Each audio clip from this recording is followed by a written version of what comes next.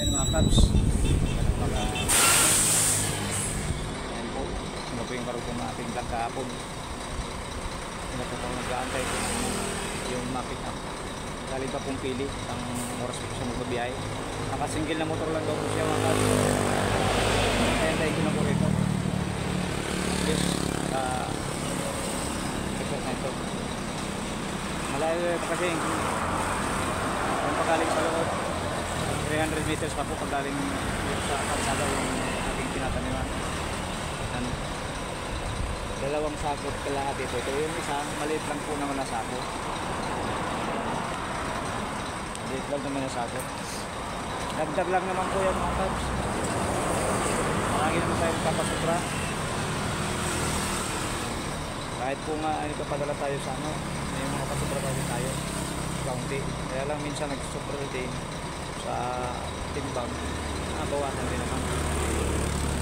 Ito hindi naman titimbangin kaya pinapitirahan ko lang. Ayan po. May buti na sa atin, kilala natin, pinawahan tayo mga kabs. Ganun din naman, shout out sa kanila. Ayan, antay-antay po tayo. Mga isang oras. Please. At ko naman dito, wala naman tayo sa mainit. Ayan. Antay-antay natin, mamaya. Ayan na po si sir. Kunin na po yung order ni ma'am. Ayan pamangkin ni ma'am Maricar, ano ba yun? Biyag. Ayan. Ayan. Sina sir, isakay natin dyan sa motor mo. Hindi po, pili mo yung biyag. Iya po. Pangalan mo tadi sir? Jonas Biag. Jonas Biag pala si sir. Ayan.